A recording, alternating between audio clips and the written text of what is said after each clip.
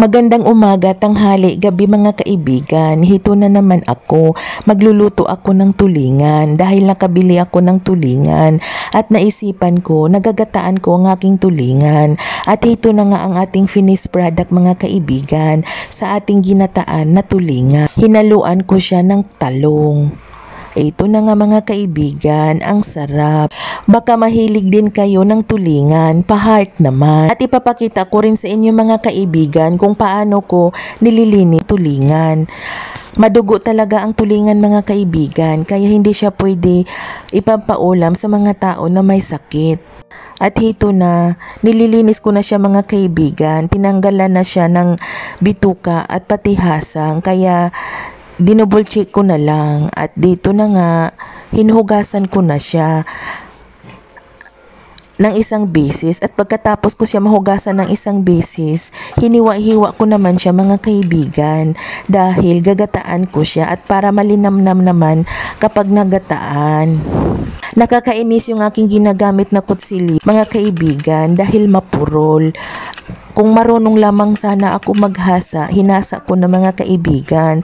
Kaso hindi ako marunong maghasa, kaya pinagtiyagaan ko na lamang. At hito na mga kaibigan, hahatiin ko yung ulo ng tulingan. At dahil nga mapurol yung kutsilyo na ginagamit ko, nahihirapan ako mga kaibigan na hatiin ang ulo ng tulingan. At natapos ko na nga rin mga kaibigan ang isang pirasong tulingan.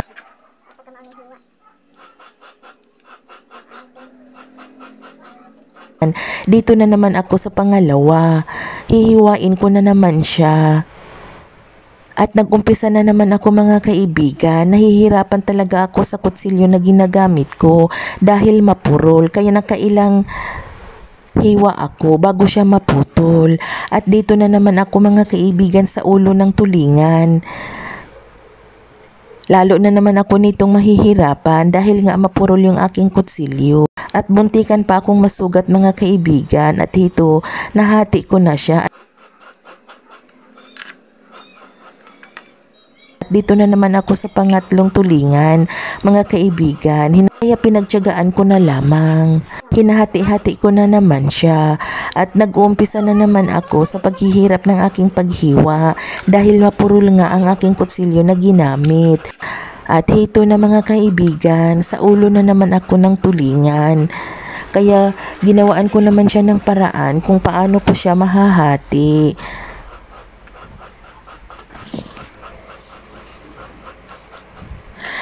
Malapit ko nang matapos hiwain ang ulo ng pangatlong tulingan. At dito na nga, hiwa ko na siya at huhugasan ko na naman siya muli.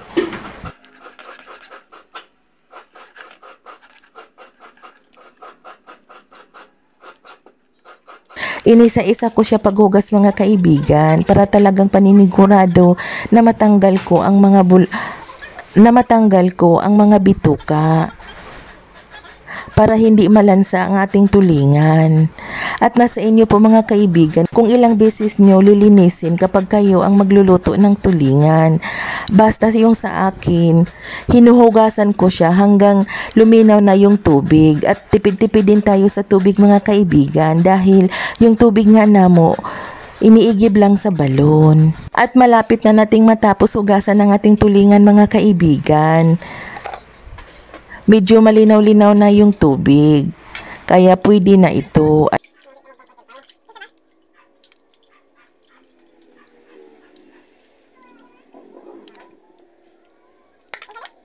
At dito, lalagyan ko na siya mga kaibigan ng asin. At naghiwa din ako ng luya para ihahalo din natin sa ating tulingan. Hindi ko na siya dinikdik mga kaibigan, hiniwa-hiwa ko lang siya. At pagkatapos kong maghiwa ng luya, naghiwa na naman ako ng sibuyas. Tipid-tipid po tayo mga kaibigan sa sibuyas dahil ito lang yung natitirang sibuyas at malayo yung palengke. Kaya pinagtiyagaan ko na lamang na konti lang yung sibuyas at sinunod ko naman mga kaibigan yung bawang. At pagkatapos ng bawang, Nilagyan ko na siya ng suka. Bali pakukuluan ko siya ng suka mga kaibigan hanggang matuyo na ang suka at dito na nga nilagay ko na siya sa kawali. At pagkatapos ko siya malagay, tinatakpan ko mga kaibigan. At pagkatapos ko siya matakpan mga kaibigan, sinindihan ko na rin ang apoy. At pagkatapos ko masindihan, dito naman ako mga kaibigan sa ating niyog. Balik kakatasan ko na mga kaibigan yung ating niyog. Piga-pigain lang natin ng todo mga kaibigan para makukuha ang katas at makukuha natin na malapot yung ating ta. At ito na nga mga kaibigan, malapot mga kaibigan yung ating niyog.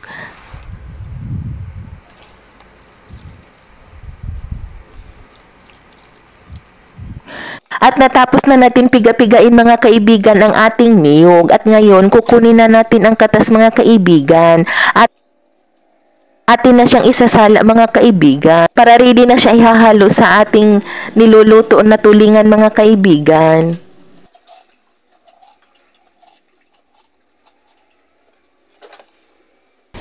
At pagkatapos ko mahiwa ang talong mga kaibigan, huhugasan ko na naman siya. At pagkatapos ko siyang mahugasan, ilalagay ko na siya mga kaibigan sa ating pinakuluan na tulingan.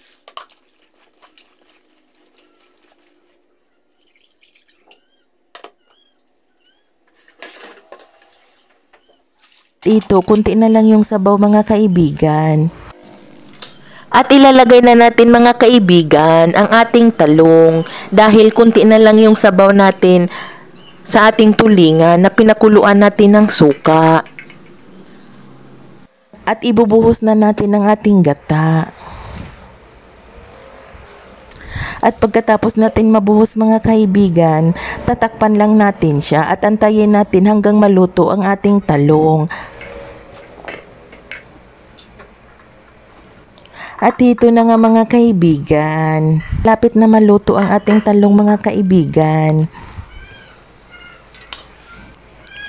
Hinalo-halo ko siya konti. At titikman rin natin mga kaibigan, baka maalat. Pero okay naman mga kaibigan ang lasa.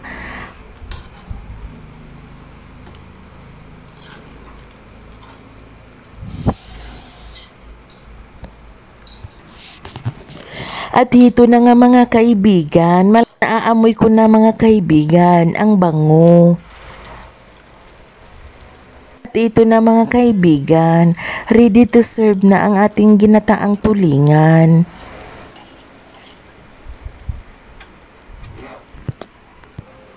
At maraming salamat sa inyong panonood.